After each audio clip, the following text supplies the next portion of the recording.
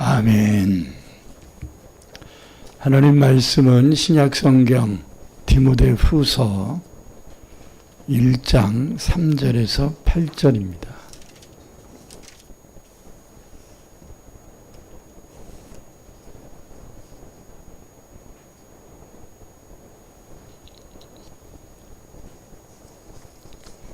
디모데후서 1장 3절에서 8절 신약성경 343페이지입니다.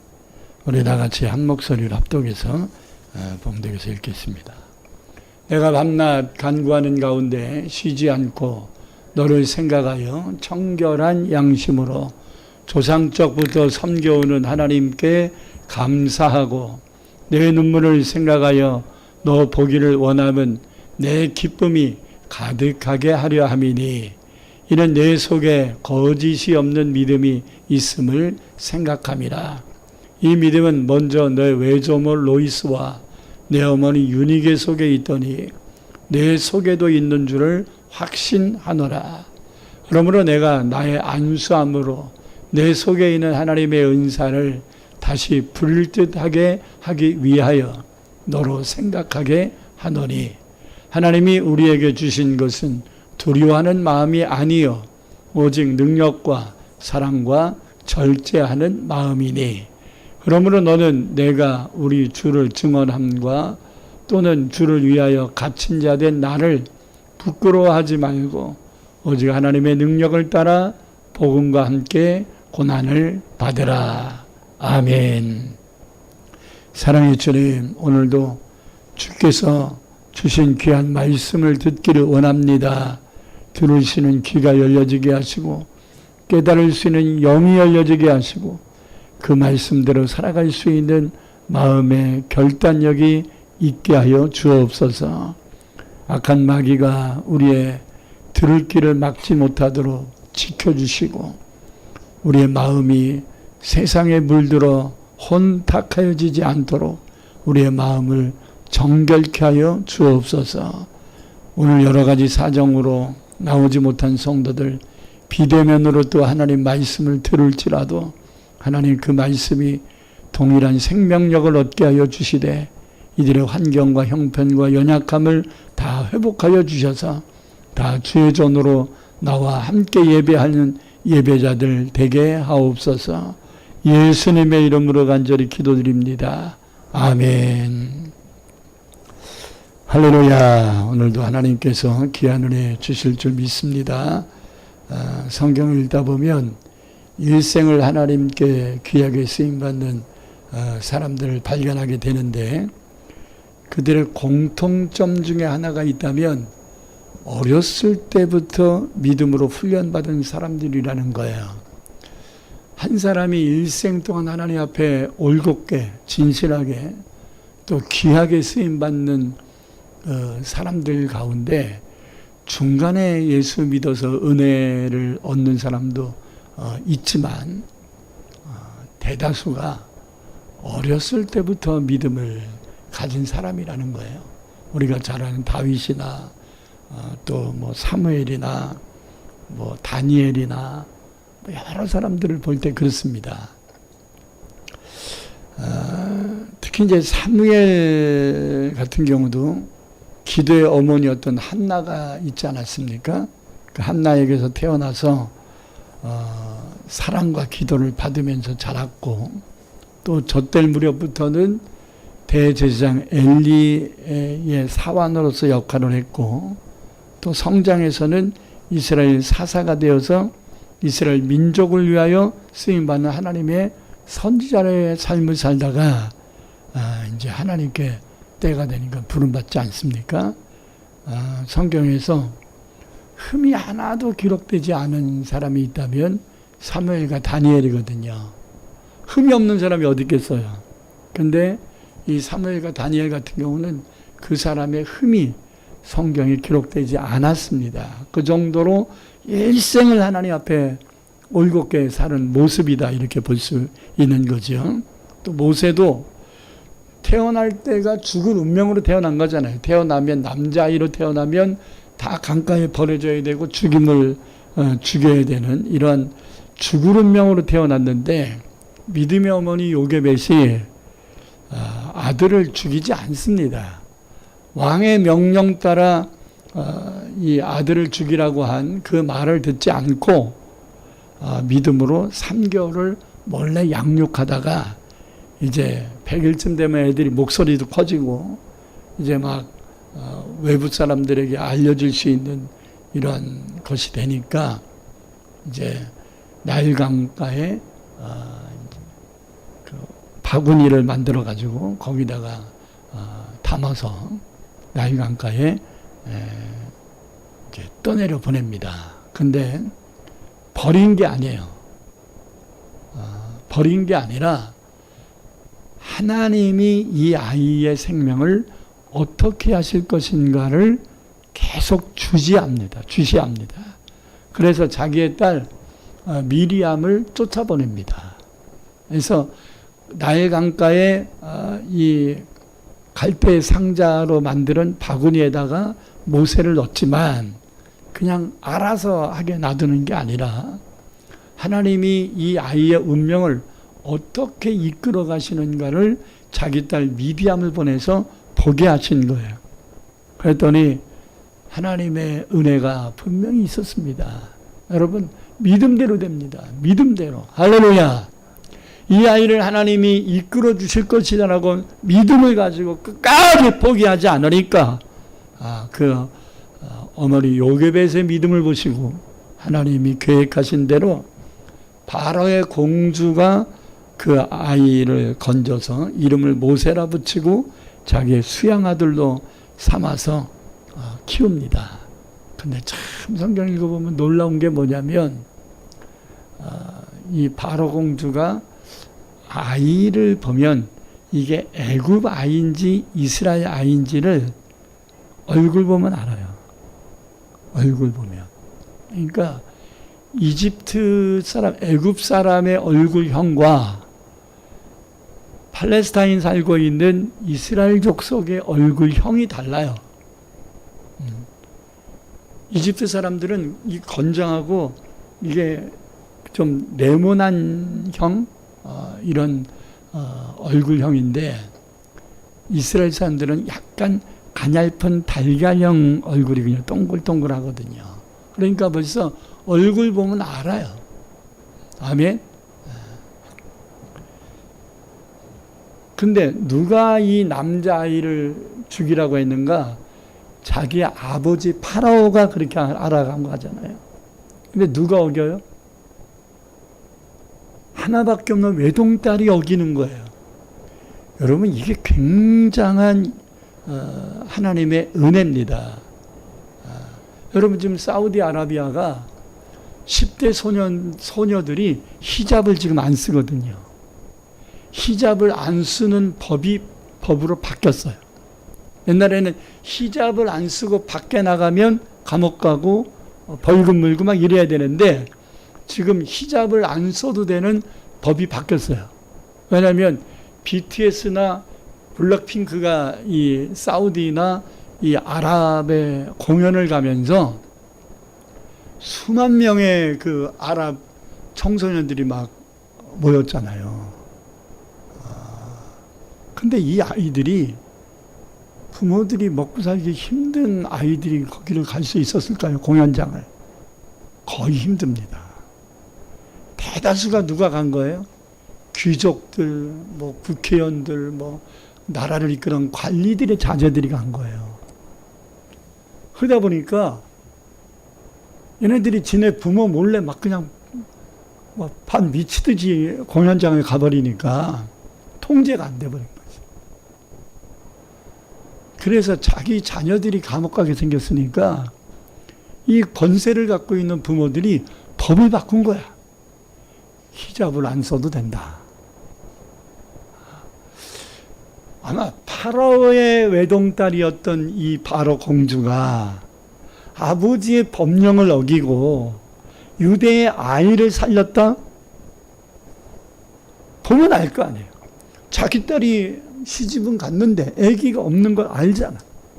그래서 역사책을 보면 조카를 뒤를 이어서 왕이 되게 할 거냐, 딸을 왕이 되게 해서 여왕을 만들 거냐 이런 기로에 서 있었던 파라오가 남자아이를 양자하겠다고 아버지한테 얘기하지 않았겠어요? 40살까지 키웠는데. 그러니까 아버지 허락 없이 공주가 어떻게 할 수 있겠어요? 그래서 자기 딸이 그렇게 원하니까 이 모세가 유대인의 아이라는 것을 뻔히 알면서도 그냥 묵가를 한 거죠. 묵가를 해서 양아들로 삼아서 대권을 이어갈 수 있는 트레이닝을 시켜준 겁니다. 아멘. 근데 그런 과정 속에서 바로 공주는 아기가 없어서 이 모세를 양자로 삼은 거니까 젖이 있어요, 없어요? 젖이 안 나오잖아요.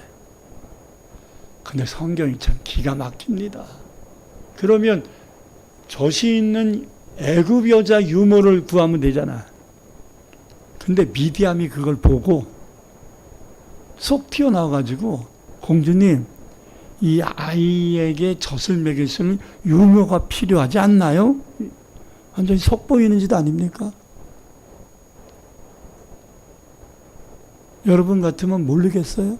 이 아이가, 이 여자아이가 내가 건져주고 살려주고 양자 삼으려고 하는 이 남자아이와 관련이 있을 거라는 걸 추측이 될 거 아니야. 왜? 유모를 필요하지 않으시나요? 이렇게 물으니까. 응? 아, 필요하다. 했더니 누굴 데리고 오냐면 모세를 낳은 어머니 요게벳을 데려가는 거야.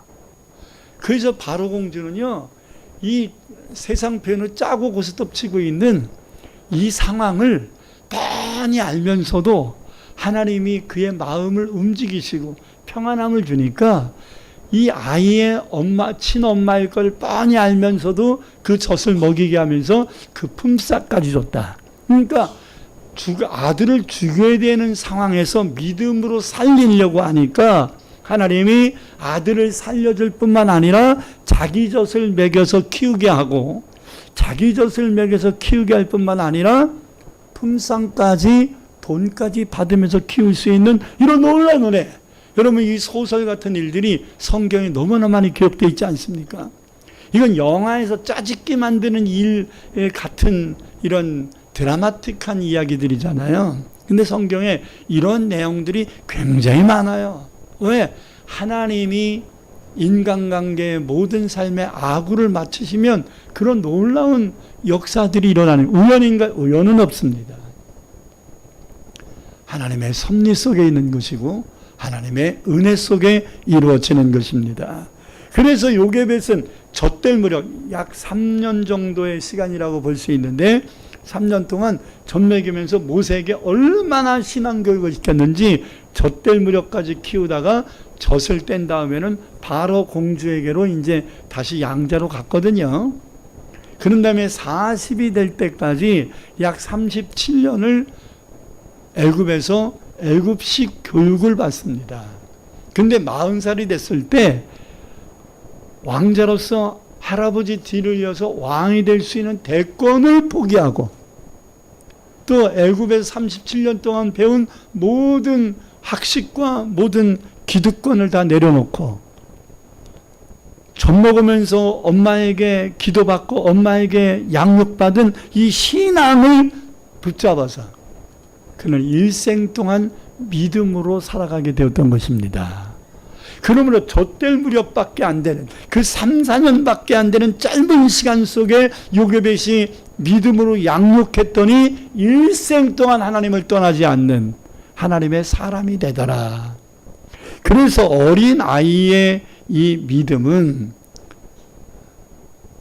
보통 우리가 일반적으로 생각해서는 안 된다. 우리가 지금 유년중학교 아이들이 유아실에서 하나님 말씀 배우고 있지만 이게 별거 아닌 것 같아도 이들이 어렸을 때 이 순수한 마음속에 세상 물결이 먼저 들어가지 아니하고 하나님 말씀에 자리 잡힌다는 것은 세상이 아무리 강하게 밀어붙여 언도할지라도 이들의 믿음이 변질되지 않을 줄 믿습니다. 할렐루야. 뭐가 더 기초가 됐느냐가 중요한 거예요. 뭐가. 말씀이 기초가 됐느냐, 세상적인 지식이 기초가 됐느냐. 말씀이 기초가 돼야 돼요. 믿음이 기초가 돼야 돼요. 할렐루야. 그러므로 자녀들이 됐든 손주들이 됐든 어찌든지 간에 하나님 앞에 나와 예배드리게 하고 하나님 말씀을 배우게 해야 된다는 이것을 우리는 사명으로 여겨야 될 줄 믿습니다. 사랑하는 성도 여러분, 중간에 예수를 믿는 것도 하나님의 크신 은혜입니다. 그러나 어렸을 때부터 믿음을 가자 인생의 기초를 믿음과 말씀으로 쌓는 것이 더 큰 하나님의 은혜임을 결코 잊어서는 안 됩니다. 어렸을 때 믿음이 평생을 좌우할 수 있습니다. 모든 사람이 어렸을 때 믿었다고 다 믿음으로 생활하는 건 아니지만 어릴 때 믿음을 가진 사람들의 대다수가 그 믿음을 버리지 않게 된다는 거예요. 그래서 돌아가신 한경직 목사님이 세 가지를 추중했습니다. 이 대한민국이 하나님을 믿는 나라가 되기 위해서는 세 가지를 신경 써야 된다. 첫째, 어린아이 교육을 신경 써야 된다.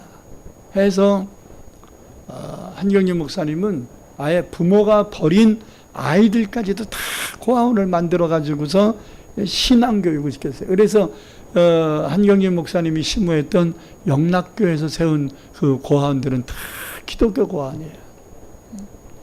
두 번째는 이 청소년 교육을 잘 시켜야 된다 해서 지금도 세계적으로 이 신앙교육 체계를 잘 잡고 있는 교회 중에 하나가 이 영락교회입니다. 그래서 청소년 교육을 활성화시키고 있죠. 세 번째로 청년 교육을 잘 시켜야 된다 해서 이 청년들을 위한 이런 젊은이들 예배를 또 따로 분리시켜 가지고 이들의 수준과 이들의 맞는 이런 예배들을 또 만들어냅니다.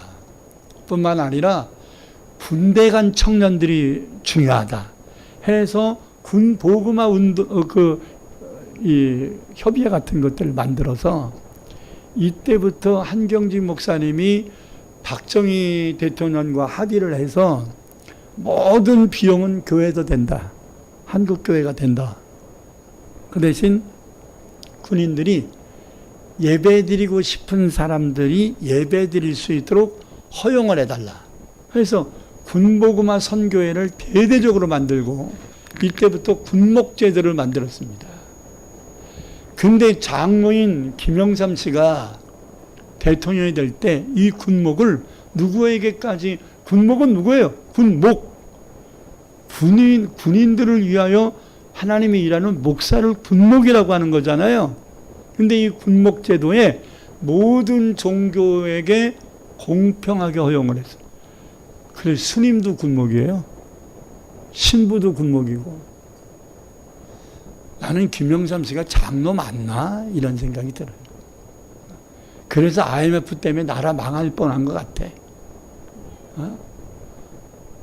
아니 독자자였던 박정희 대통령도 목사님들 말을 듣고서 이 나라를 이끌어가니까 그렇게 경제가 개발되는데 장로가 대통령 됐으면 더 잘 돼야 되는 거 아니에요? 근데 왜 이렇게 하나님 앞에 바보짓을 해가지고 나라를 엉망진창 만들어버리냐 이 말이에요. 청와대 뒷산도요, 그 삼청교육 때까지 만들었던 전두환 씨도 청와대 뒷산 삼각산에서 성도들이 24시간 기도하는 거 허용했습니다. 근데 김영삼 씨는 청와대 보호한다고 철조망 쳐버렸어요. 그때부터 삼각산에 기도할 수 있는 장소는 지정된 곳 외에는 기도하지 못하도록 만들어버렸어요. 그렇게 청와대를 보호한다고 되나요? 여기에 한 가지 더,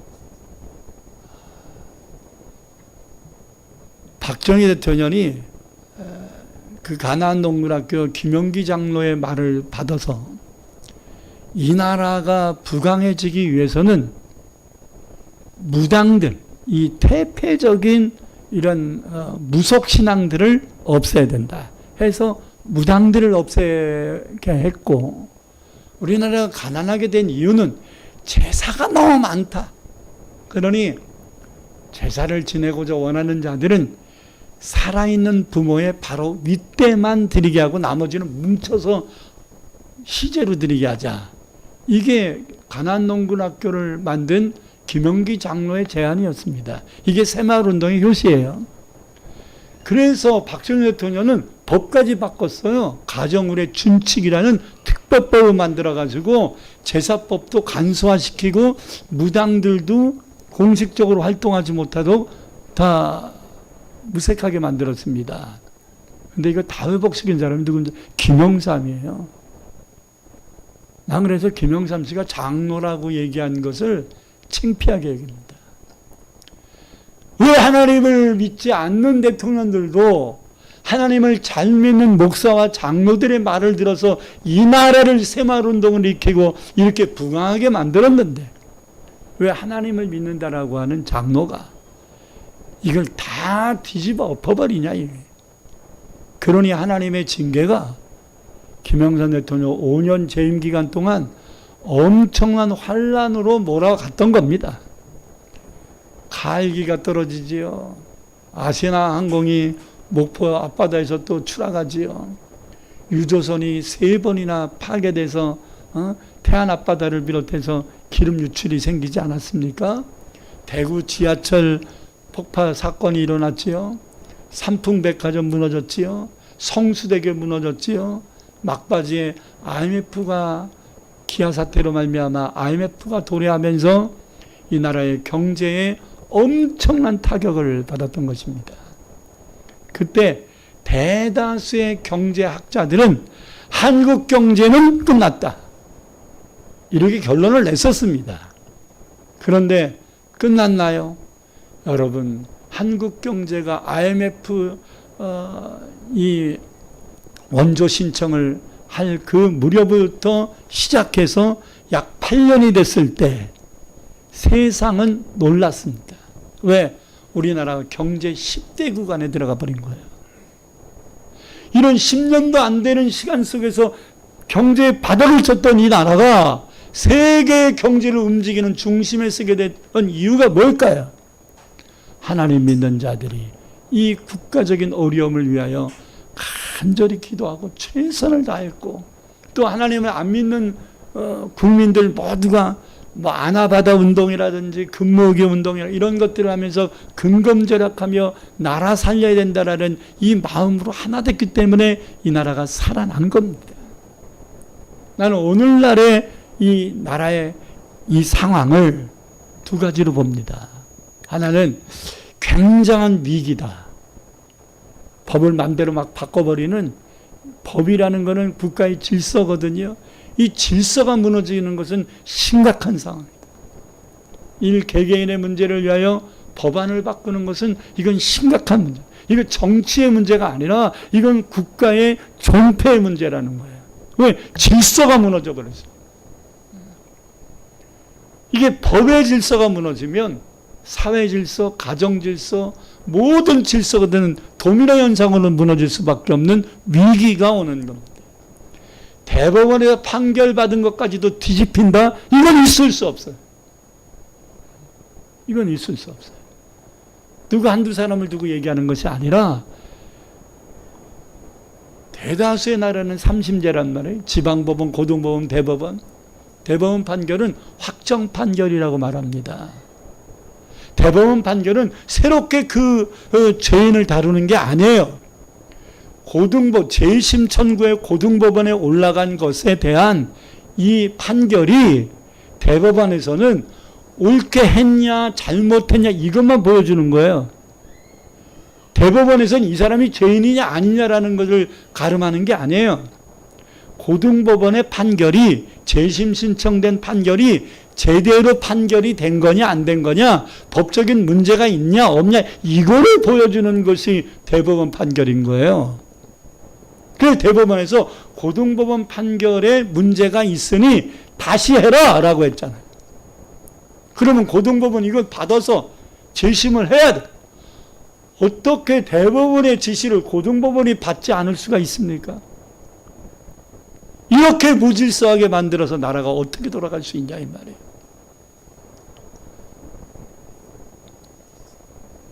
대통령을 탄핵을 했다면 그거에 대해서 말이라도 하지 말아야지. 헌법재판소 임시소장을 했던 문영배 씨가 지금도 대학가를 다니며 강연을 하면서 내가 그때 소장으로 있을 때 판결한 것에는 여러 가지 증거 불충분이 존재했다는 얘기를 하잖아요, 지금. 아니, 감옥 보내놓고 이제 와서 그 얘기를 하면 어떡하잖아. 응? 이렇게 무책임한 것은 법 질서가 무너졌기 때문인 겁니다. 그래서 이 나라가 위기다. 또 이 노조가 너무 커져버린 거야. 노조는 회사가 살아있는 가운데서 권리를 주장할 수 있는 것을 보장해 주는 게 노조 활동입니다. 회사를 죽이는 노조는 존재해서는 안 됩니다. 성경 얘기를 안 해서 아멘을 안 하는 거죠. 근데 우리나라의 노조는 이거 공룡 노조예요. 괴물 노조가 됐어요. 그래서 이 노조가 회사를 살리는 게 아니라 회사를 죽여요. 국가 경제에 큰 브레이크 작용들을 하고 있단 말이에요. 그러나 이런 것만 보면 답답하고 우리나라의 앞날이 캄캄한 것 같지만 하나님은 이 나라를 버리지 않으셨습니다. 나는 이 나라에 소망이 있다는 것 때문에 늘 한편으로는 이러한 상황이 속상하지만 또 이러한 하나님의 은혜가 또 있음으로 인하여 감사합니다. 왜? 이렇게 나라가 어려우면 박살나야 되는데 미래가 캄캄하고 안 보여야 되는데 여전히 우리나라의 기업이 건재하다는 거예요. 방산기업이 세상을 놀라게 합니다. 그리고 이 IT 기업들이 세상을 놀라게 합니다. 하다못해 라면 하면 원래 라면의 원조가 어디에? 일본이거든요. 우동과 라면은 일본 거예요. 근데 우리나라의 삼양라면의 농심이나 빙그레가 세상을 뒤집어 버렸어요. 유럽에 가면 라면 하면 농심이야. 다른 건 라면도 취급도 안 해. 제가 이번 키르기스탄 갔더니 커피 하면 여러분 맥신 커피가 최상의 선물이에요. 그래서 그 스틸로 되어 있는 이 봉지 커피 3개를 묶어서 선물 주면 그게 최상의 선물이더라니까. 고작 3개, 3봉지, 3박스가 아니라 3개. 그래서 이 나라가 대단하구나. 또 김치가 원래 우리나라 건데 일본이 기무치를 만들어 가지고 우리나라 김치에서 뭘 빼냐면 고춧가루를 거의 빼요. 그러고서 소금으로 간을 하는 게 이제 일본 기무치란 말이에요. 우리나라 물김치 같은 건데 소금 간이 좀 강하죠. 식초니 이런 것들 넣어가지고. 근데 옛날에는 일본이 경제대국이니까 다 기무치를 먹었는데 요즘은 기무치를 세상이 안 먹습니다. 그건 김치가 아니래요. 놀랐습니다. 거기에 우리나라가 여러분 이 문화 콘텐츠가 세상을 또 뒤집었어. 이번에 멕시코에 BTS가 공연을 갔지 않습니까? 근데 청소년들이 10여만 명, 막 20만 명 모였는데 공연장에 못 들어간 애들이 더 많아. 밖에서도 대형 스크린 앞에서 막 눈물을 흘리면서 환호를 하는 것들이 막 유튜브에 올라와 있는데 여러분 자기 국민들이 이 대한민국의 BTS를 이렇게 환호한다는 것을 대통령이 알고 BTS가 공연하는 일주일을 국가 공휴일로 만들었어요. 멕시코 대통령이. 우리나라 대통령이 그렇게 해달라고 요청한 게 아니라 멕시코 대통령이 국가 공휴일을 만들었어요. 그게 무슨 국가 기념일인가요? BTS가 가서 공연하는 게 무슨 자기 나라 국가 기념일을 만들어놨어요. 그 정도로 우리나라 위상이 대단합니다. 그리고 이 멕시코 대통령이 야, 가수 한번 와서 공연하는 것으로 한국을 배울 수 없으니 우리나라 청소년들과 젊은이들은 한국어를 배우고 한국의 문화를 배우고 한국의 정신을 배워라 하면서 곳곳마다 어학당들을 만들기 시작했습니다. 원래 좀 있었지만 대단합니다. 미국 감히 상대가 안 됩니다.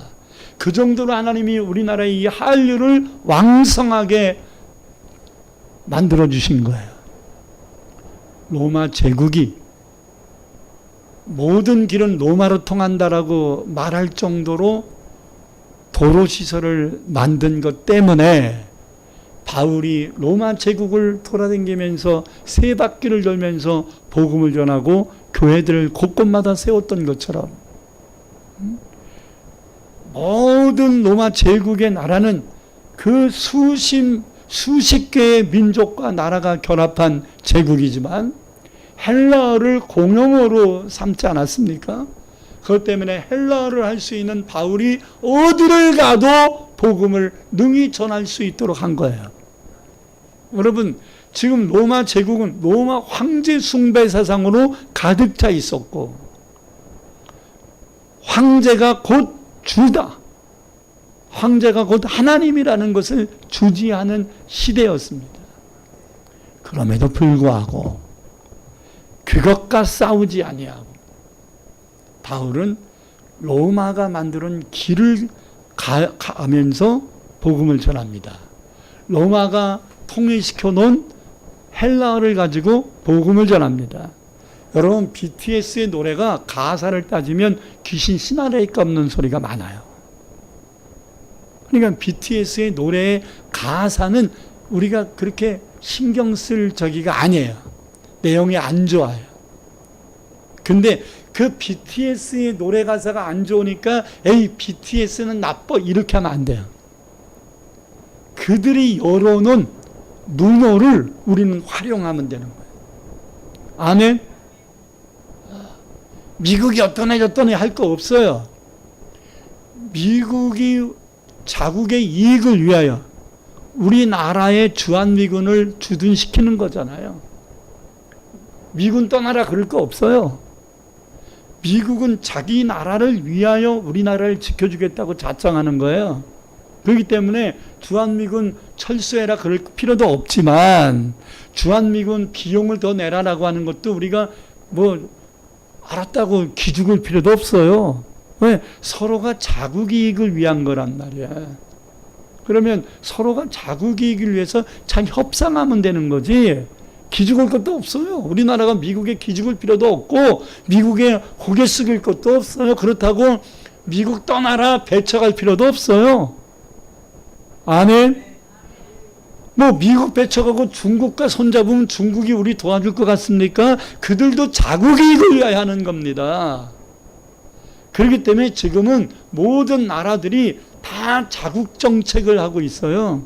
자기 나라에 유익하면 손잡고 유익하지 않으면 손을 떼어버린다고요. 사우디도 옛날에는 미국과 아주 절대 우방국가였는데 지금은 맞상대하잖아요. 왜? 그만큼 이제 사우디가 큰 거야. 미국 말 잘 안 들어. 그래도 미국을 등지지는 또 않아. 왜? 미국 등지고는 자기들이 또 유지하기가 쉽지가 않으니까. 여러분, 그렇기 때문에 세상의 정세나 분위기 이것과 이게 다가 아니에요. 우리는 하나님을 믿는 사람입니다. 이 모든 세상의 흐름, 국가의 흥망성쇠, 인간의 생사화복, 이 모든 것을 주관하시는 분은 전능하신 하나님이기 때문에 우리는 하나님을 믿는 것이고 내 사랑하는 자녀들에게 하나님을 전해줘야, 하나님을 믿게 해야 전능하신 하나님, 세상을 주관하시고 이끌어 가시는 그 하나님, 이 나라를 이 말세의 지말에 크게 쓰시고자 원하시는 그 하나님 앞에 여러분의 자녀와 자손들이 쓰임받을 줄 믿습니다. 그러니까 우리는 완전한 환경 때문에 이것 때문에 안 되네, 저것 때문에 안 되네, 원망하고 탓할 게 아니라 주어진 환경 속에서 우리는 최선을 다해서 하나님의 은혜 안에 살아가야 합니다. 그 가운데서 우리는 나만 생각하면 안 된다. 항상 다음 세대를 생각해야 된다. 나만 생각하면 우리 죽으면 이 나라 끝나는 건가요? 아니잖아요. 우리의 자녀와 자손들이 우리보다 더 잘 살고 더 하나님께 영광을 돌리며 살아야 되지 않겠습니까? 그러기 위해서는 이 자녀들을 향한 그 믿음이 견고케 되어져야 합니다. 지난주에도 약간 언급한 것처럼 믿음이 전수되면 다음 세대가 되지만 믿음이 전수되지 않으면 다른 세대가 될 거다.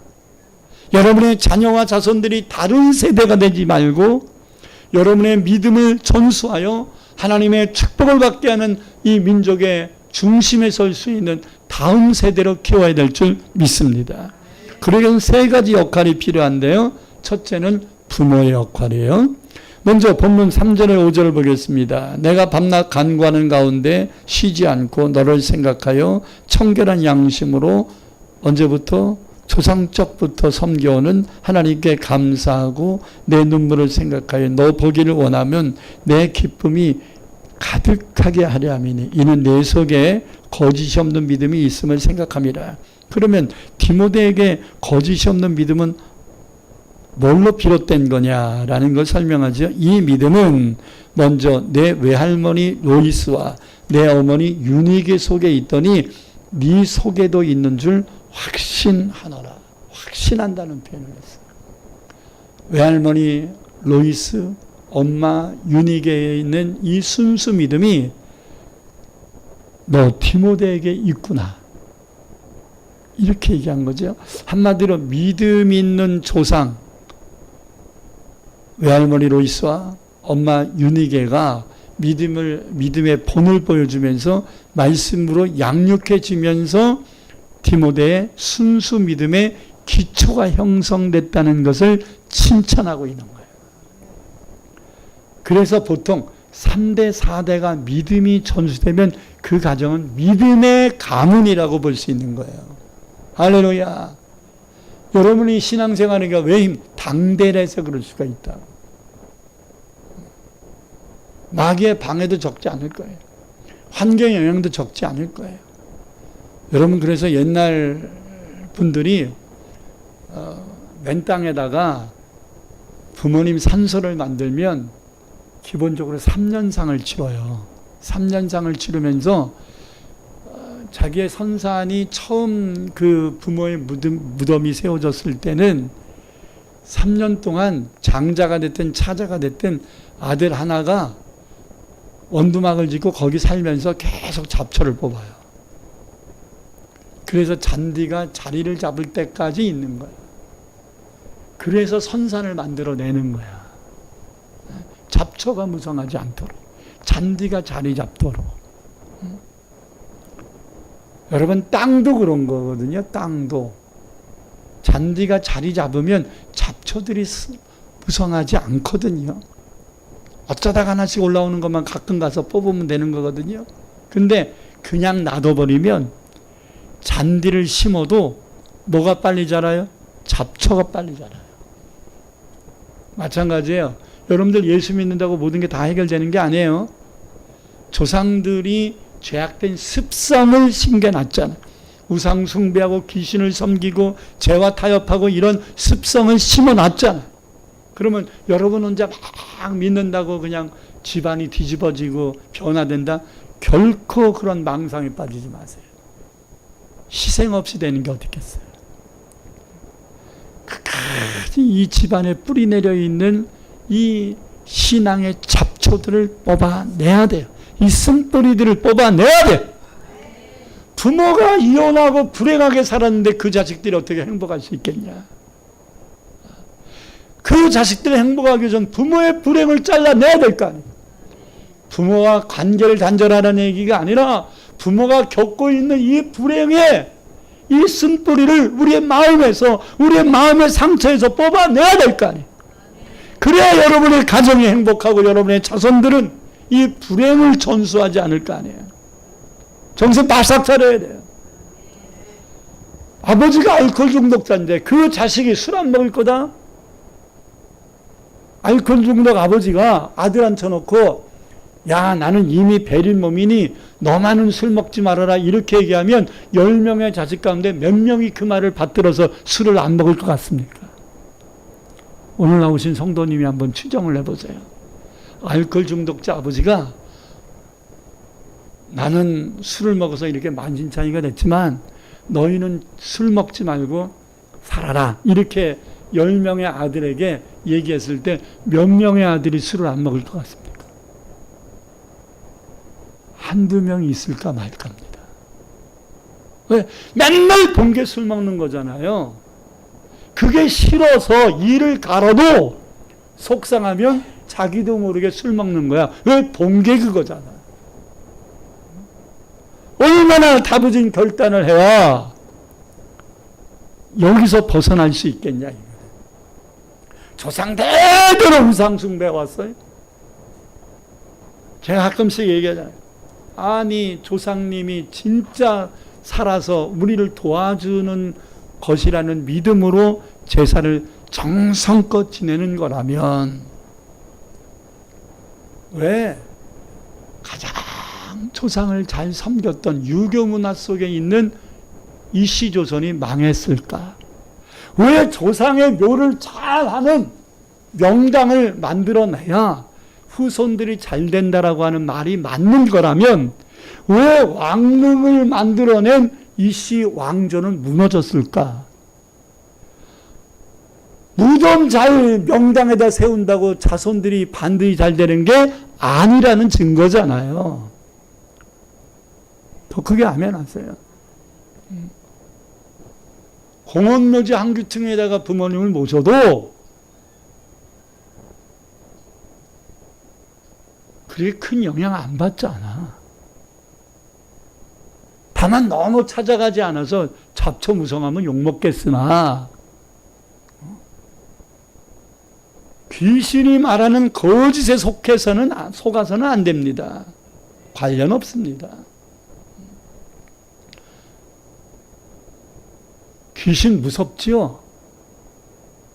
달달달 떨어야 되잖아요.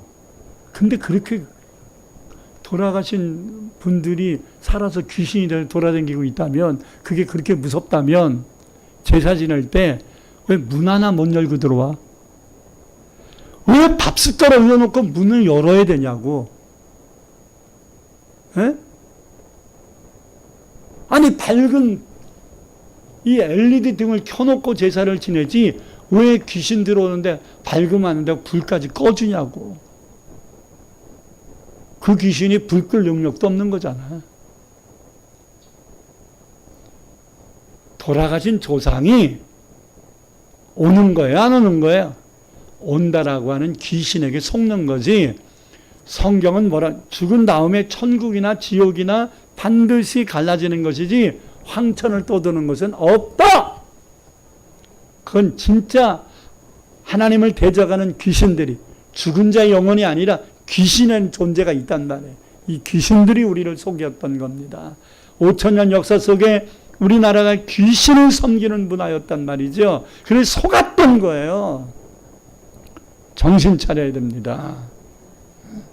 그러므로 우리만큼은 이제 조상들이 심어놓은 불행, 조상들이 심어놓은 불신, 조상들이 심어놓은 하는 일마다 안 되는 불통, 이 가난, 이 찌들린 가난들, 우리는 하나님의 은혜와 축복을 받아서 완전히 벗어나야 합니다.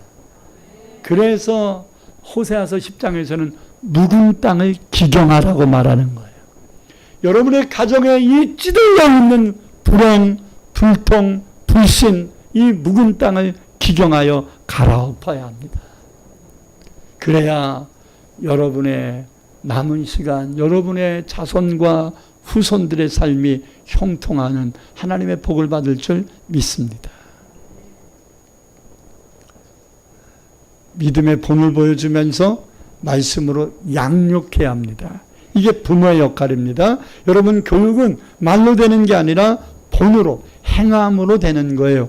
교육은 의도성으로 되는 거예요. 의도성으로.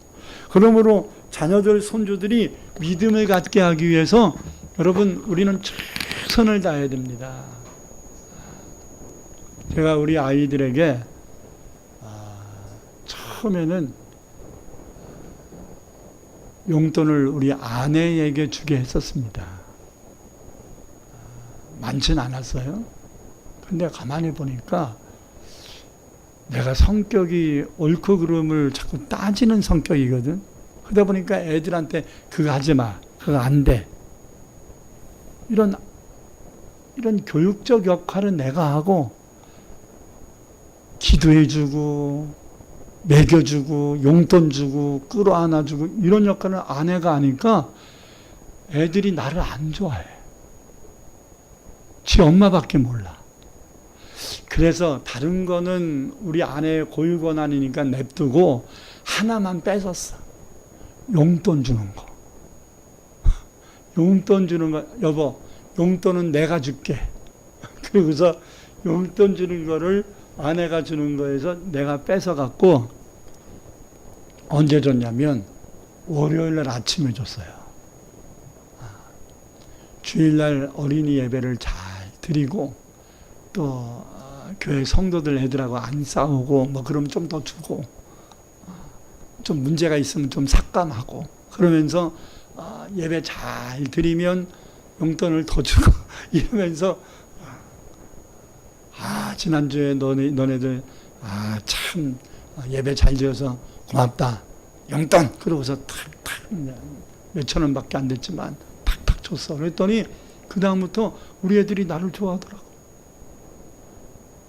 돈이 대단한 힘이더라고. 그때부터 용돈은 무조건 제가 줬습니다. 근데 돈 주는 것에 목적을 둔 게 아니라 돈을 이용해서 믿음을 키운 거예요. 여러분, 창세기 5장 21절에 24절을 보면 놀라운 말씀 하나를 발견하게 됩니다. 한번 읽겠습니다.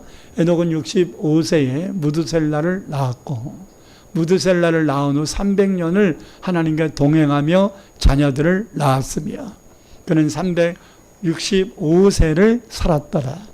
에녹이 하나님과 동행하더니 하나님이 그를 데려가심으로 세상에 있지 아니하였더라.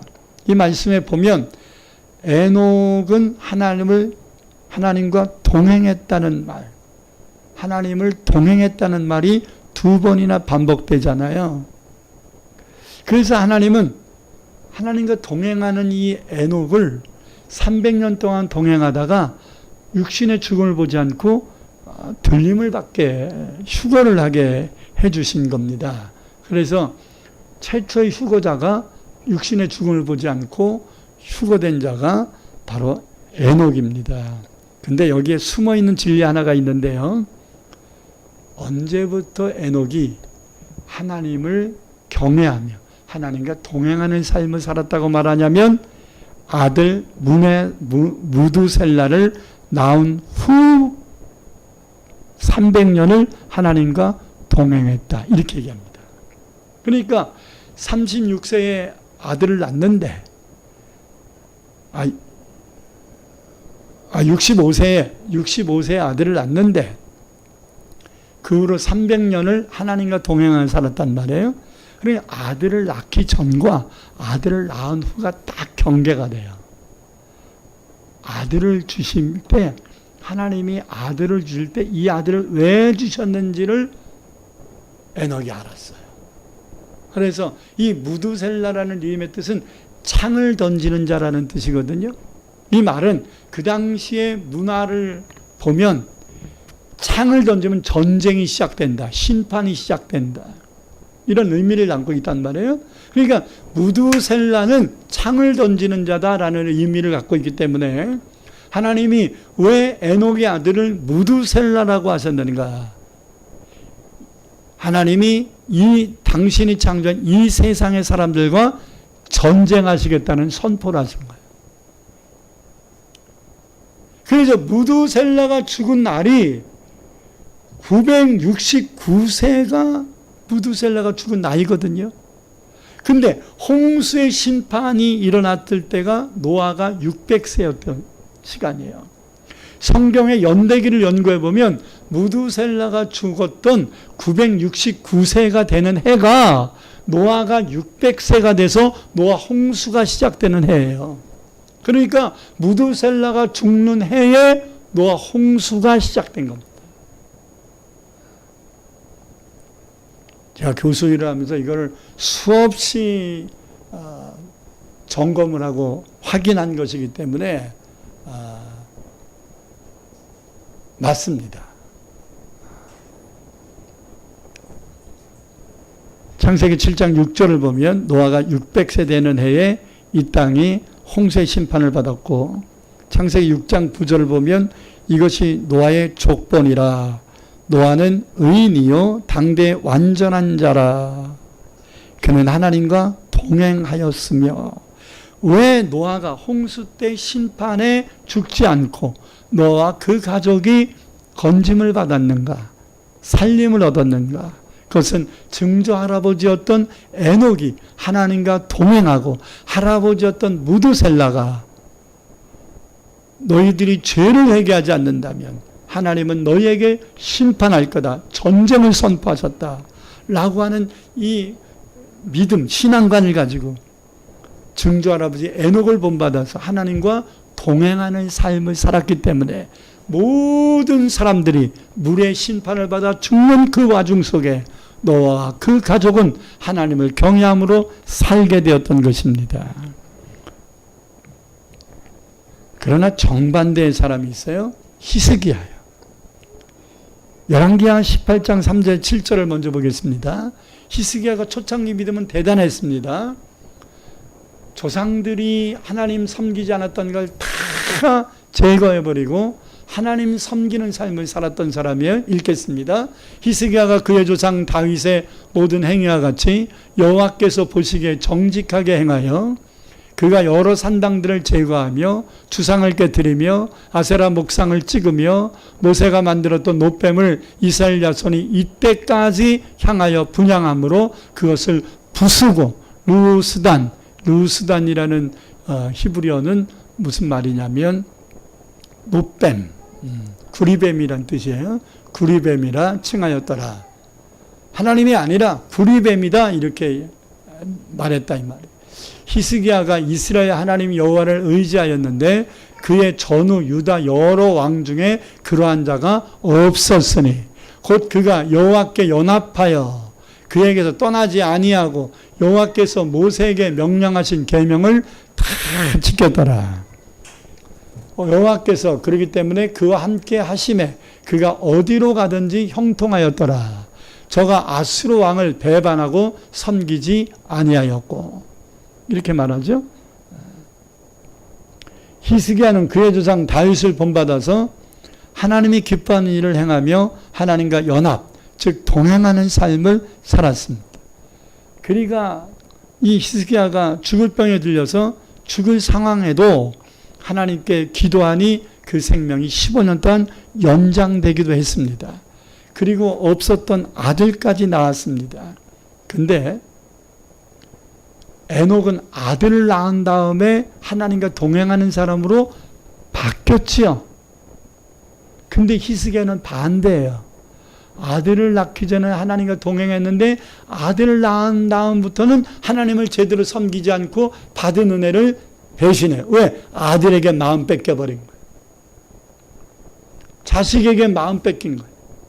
하나님을 섬기면 자식도 주시고 대를 이어 하나님이 주시는 축복이 이어갈 것인데 없었던 자식을 주시니까 이 히스기야가 아들에게 온 마음이 뺏겨버린 거예요. 12년을 키우고 죽었어요. 역대하 32장 25절을 보니까 히스기야가 마음이 교만하여 그 받은 은혜를 보답하지 아니하므로 진노가 그와 유다와 예루살렘에 내리게 되었다 이렇게 말합니다. 뭐 했다고요? 마음이 교만해져서 받은 은혜가 뭐예요? 생명 연장받고 자식을 얻고 없었던 아들을 얻고 이런 받은 은혜를 하나님께 감사함으로 더 예배하고 충성해야 되는데 그 은혜를 보답하지 않았다. 잊어버렸다 이 말이에요. 보답하지 않았다는 것은 받은 은혜를 잊어버렸다는 거예요. 그냥 옛날 얘기처럼 생각했다는 거예요. 그랬더니 여러분 큰 은혜를 받았나요? 그냥 남들 받는 은혜 받은 정도라면 잊을 수 있겠으나 남들이 받지 못했던 큰 은혜를 받았나요? 잊으면 안 되지요. 하나님도 잊지 않습니다. 하나님이 여러분에게 일반적 은혜를 주셨다면 그것을 보답하지 못하는 것에서 크게 증책하지 않습니다. 그러나 하나님이 여러분에게 남다른 은혜를 주신 거라면 기억하십니다. 그리고 그 은혜를 보답하기를 기다리고 계십니다. 만약에 일정 기간 동안 그 은혜를 보답하지 않았던 히스기야처럼 일정 기간 기다리셨는데도 그리 되지 않는다면 하나님은 책망하실 수밖에 없습니다. 너의 받은 은혜를 먹고 땡하냐 이러죠.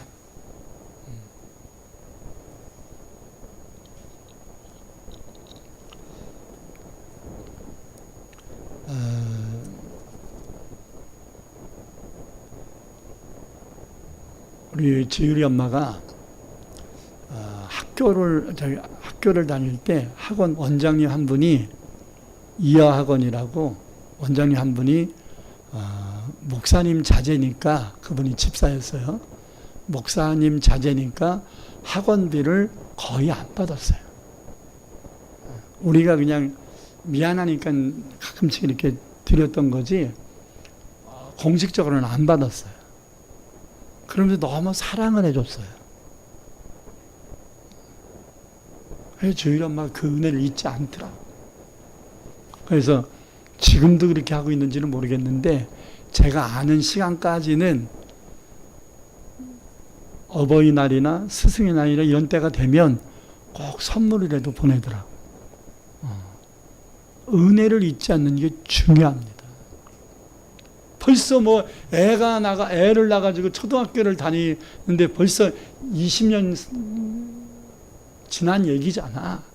근데도 기억을 하고 잊지 않고 있는 거예요. 그리고 때로는 공부는 열심히 하려고 하는데 학원비가 부족한 아이들은 저렴하거나 받지 않고도 가르쳐주는 것을 볼 때가 있어요. 왜? 자기도 그 혜택을 받았다. 자기도 그 은혜를 받았다 이거지. 아멘. 은혜를 잊지 말아야 합니다. 은혜를 잊지 않고 살아야 하나님의 복을 받을 수 있습니다. 여러분 자녀 귀하지요.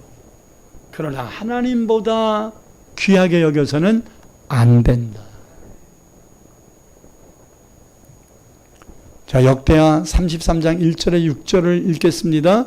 여러분 히스기야가 하나님보다 자식을 더 귀하게 여겨서 하나님의 은혜를 보답하지 않은 결과가 뭐냐 이 말이에요. 그 아들이 12살에 왕이 된 다음에 무슨 짓을 했는가. 시작. 므낫세가 왕위에 오를 때에 나이가 12세라.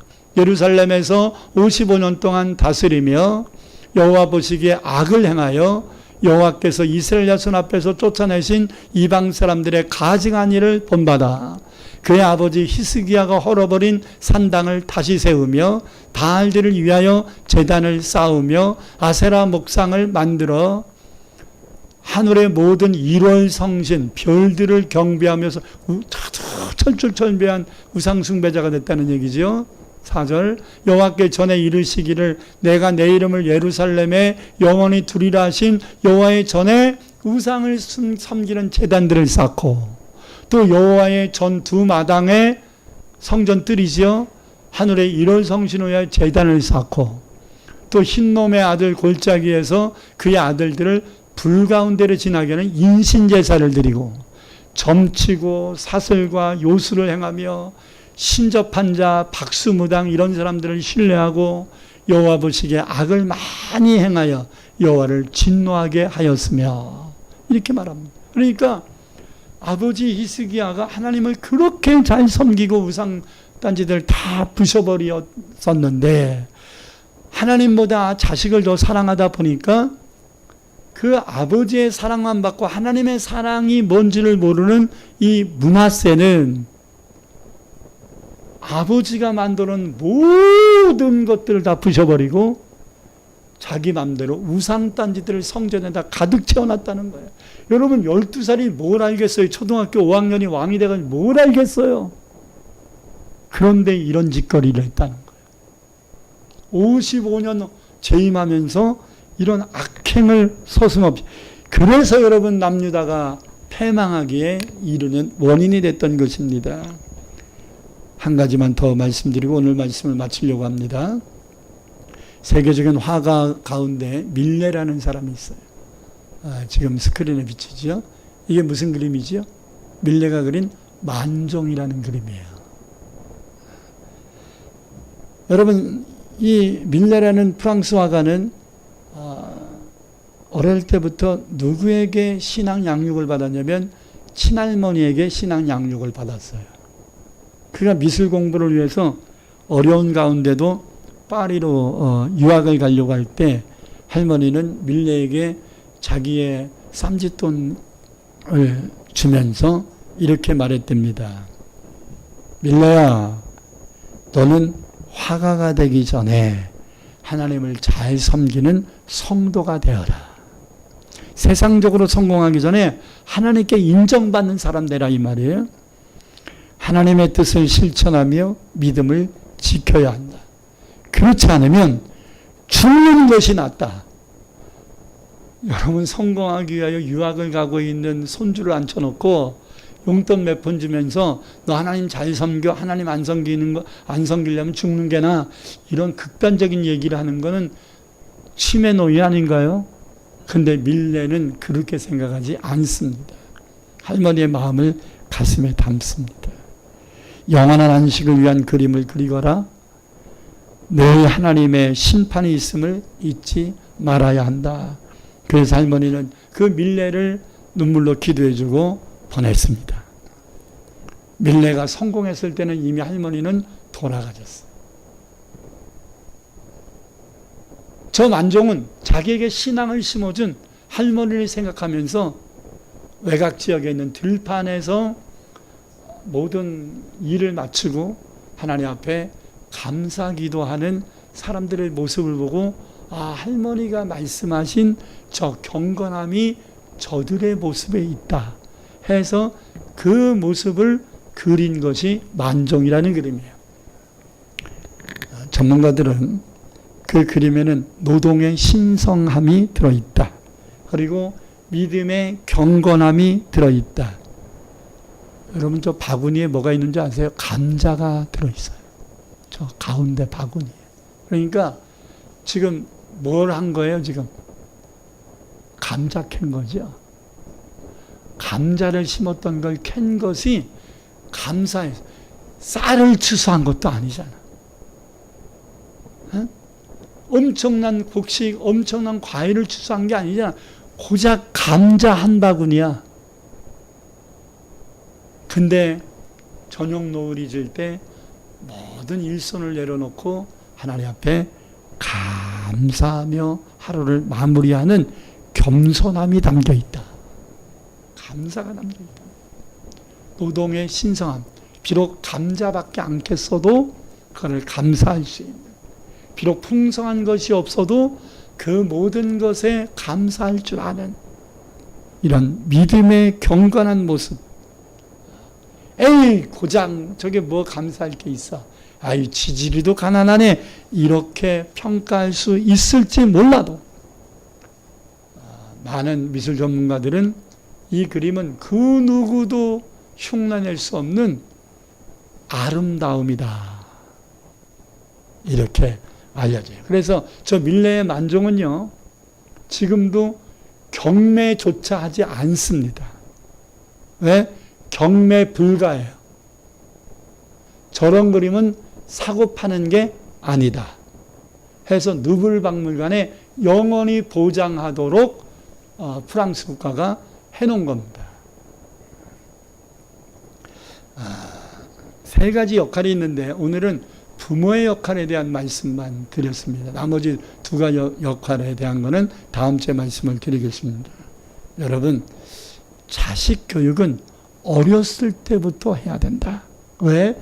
믿음은 어렸을 때 믿음이 가장 기초고 중요하기 때문에 이 말씀을 가슴속에 잘 담고 날마다 여러분의 자녀와 자손들을 위하여 기도할 수 있기를 바라고, 만약에 여러분들이 본과 덕을 끼치지 못하고 신앙의 아름다운 모습을 보이지 못하고 도리어 부모와 조상들로 인하여 불행과 그리고 불통과 불신의 쓴뿌리가 여러분의 가정 속에 남아있다면 축복이 우선이 아니라 이 거짓됨과 이 불행과 이 불신들, 이런 것들을 먼저 걷어내기 위하여 회개하며 기도하는 성도들 될 수 있기를 축복합니다. 기도하겠습니다. 두 손을 가슴에 얹고 하나님 앞에 기도하겠습니다. 하나님, 내 사랑하는 자녀들과 자손들이 나의 믿음이 전수될 수 있게 하여 주시되 나보다 더 훌륭한 믿음의 사람들 되게 하옵소서. 내가 불행 속에 살았습니다. 내가 불통 속에 살았습니다. 내가 너무나 마음의 상처와 아픔 속에 살았습니다. 내가 겪었던 아픔과 불행과 이 쓴뿌리들이 내 자녀들에게 이어가지 않도록 하나님, 내가 이 십자가 짊어지게 하시고 반드시 이 쓴뿌리들을 내 가정에서 뽑아내고 하늘나라 가게 하옵소서. 통성으로 기도합니다. 주여! 할렐루야. 나의 아버지 하나님 감사합니다.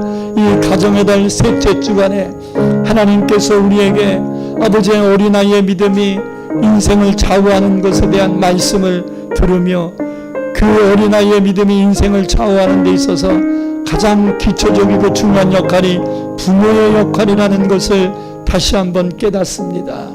혹여나 우리가 자녀에게 부모에게 받은 상처를 자녀에게 답습하고 있는 삶을 살진 않았습니까? 내가 받은 상처를 극복하지 못하여 나도 모르게 이 상처들을 쏟아부으며 내 가정을 엉망진창 만들고 있지는 않았습니까? 용서하여 주옵소서. 불쌍히 여겨 주옵소서. 긍휼히 여겨 주옵소서. 오늘 주신 말씀을 마음판에 잘 담아서 우리의 가정의 쓴뿌리들을 뽑아내고 이 묵은 땅, 이 방치되었던 내 가정을 믿음으로 말씀으로 기경하게 하옵소서. 그래 다음 세대가 되는 내 사랑하는 자녀들과 자손들만큼은 내 불행을 달고 살지 말고 나의 불통을, 내 이 찌들린 가난을 달고 살지 않고 저들은 행복하게 하나님 잘 믿고 살게 하옵소서. 예수님 이름으로 간절히 기도드립니다. 아멘.